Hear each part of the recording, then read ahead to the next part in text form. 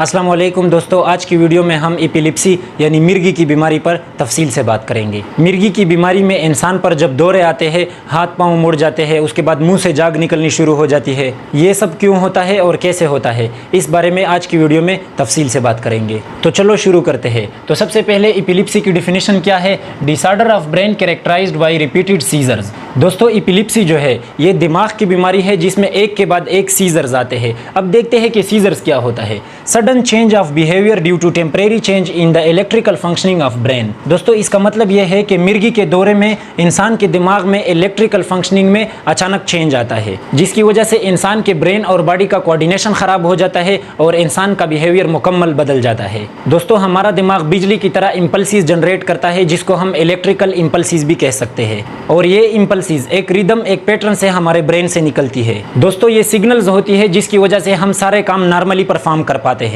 लेकिन मिर्गी के दौरे में स्ट्रॉम ऑफ इंपल्सिस यानी इलेक्ट्रिकल इंपल्सिस का तूफान निकलता है और इंसान का नॉर्मल बिहेवियर मुकम्मल बदल जाता है। दोस्तों, इसको हम एपिलेप्सी सीजर्स बोलते हैं यानी मिर्गी का दौरा बोलते हैं। दोस्तों, उम्मीद करता हूं कि आप लोगों को एपिलेप्सी और एपिलेप्सी सीजर्स की समझ आ गई होगी। अब टाइप्स ऑफ एपिलेप्सी सीजर्स को देखते हैं कि टाइप ऑफ एपिलेप्सी सीजर्स कितने होते हैं। दोस्तों, दो मेन टाइप्स होते हैं एपिलेप्सी सीजर्स के, यानी मिर्गी के दौरे के दो टाइप्स होते हैं, एब्सेंस और clonic epilepsy seizures. Clonic epilepsy seizure को हम टॉनिक एपिलेप्सी सीजर भी बोल सकते हैं। दोस्तों, एब्सेंस एपिलेप्सी सीजर में इंसान की दिमागी हालत अचानक खराब हो जाती है, यानी इंसान अनकॉन्शियस स्टेट ऑफ माइंड में चला जाता है और उस इंसान को उस वक्त कुछ भी समझ में नहीं आ रहा होता। लेकिन एब्सेंस एपिलेप्सी सीजर में इंसान कुछ देर बाद दोबारा से नॉर्मल हो जाता है, यानी ये इतना खतरनाक कंडीशन नहीं है। लेकिन क्लॉनिक एपिलेप्सी सीजर जो है ये खतरनाक कंडीशन है। दोस्तों, इसमें इंसान चीखना चिल्लाना शुरू कर देता है और इंसान की दिमागी हालत बिल्कुल खराब हो जाती है और जमीन पर गिर जाता है, हाथ पांव मुड़ जाते हैं और मुंह से जाग निकलनी शुरू हो जाती है। और इसके और भी डिफरेंट खतरनाक सिम्टम्स हो सकते हैं।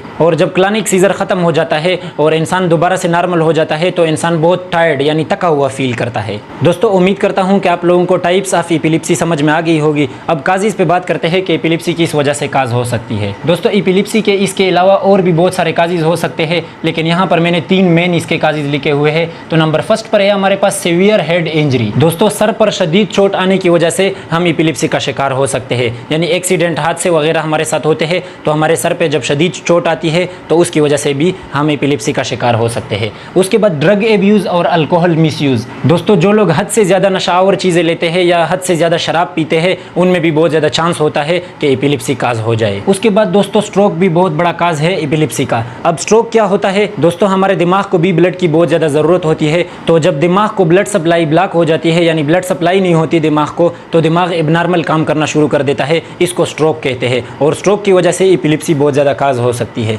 अब बात करते हैं एपिलेप्सी के ट्रीटमेंट्स पर कि एपिलेप्सी का इलाज क्या है। तो दोस्तों, डॉक्टर जो एपिलेप्सी पेशेंट को दवाइयाँ देते हैं सीजर्स को कंट्रोल करने के लिए, उन दवाइयों को कहते हैं एंटी एपिलेप्टिक ड्रग्स, यानी एंटी एपिलेप्टिक ड्रग की वजह से हम सीजर्स को कंट्रोल कर सकते हैं। दोस्तों, उसके बाद एपिलेप्सी पेशेंट को डॉक्टर नॉर्मल खाना नहीं देते, ऐसे पेशेंट्स को स्पेशल डाइट देते हैं। ऐसे डाइट को केटोजेनिक डाइट भी कहते हैं। दोस्तों, इससे भी हम एपिलेप्टिक सीजर्स को बहुत ज़्यादा कंट्रोल कर सकते हैं। दोस्तों, उसके बाद जब कंडीशन बहुत ज़्यादा सीरियस हो जाती है यानी पेशेंट बहुत ज़्यादा सीरियस हो जाता है तो उसकी ब्रेन सर्जरी करते हैं। दोस्तों, इस सर्जरी में होता क्या है कि दिमाग का वो हिस्सा जो जिस्म में एपिलेप्टिक सीजर्स पैदा करता है, इस सर्जरी में डॉक्टर्स मैनुअली उस हिस्से को निकाल लेते हैं और इससे एपिलेप्टिक सीजर्स यानी मिर्गी के दौरे बहुत हद तक कंट्रोल हो जाते हैं। दोस्तों, एपिलेप्सी का कोई परमानेंट इलाज नहीं है, लेकिन यहाँ पर मैंने 3 लिखे हुए। इसके अलावा और भी हमारे पास बहुत सारे ऑप्शंस है एपिलेप्टिक सीजर्स को कंट्रोल करने के। अल्लाह हम सबको ऐसी खतरनाक बीमारी से बचाए। दोस्तों, उम्मीद करता हूं कि आप लोगों को वीडियो अच्छी लगी होगी और अगर आप लोग मजीद ऐसी एजुकेशनल वीडियोस देखना चाहते हैं तो हमारा YouTube channel Haidari science academy को ज़रूर सब्सक्राइब करें। तो मिलते हैं नेक्स्ट वीडियो में, तब तक के लिए अल्लाह हाफिज़।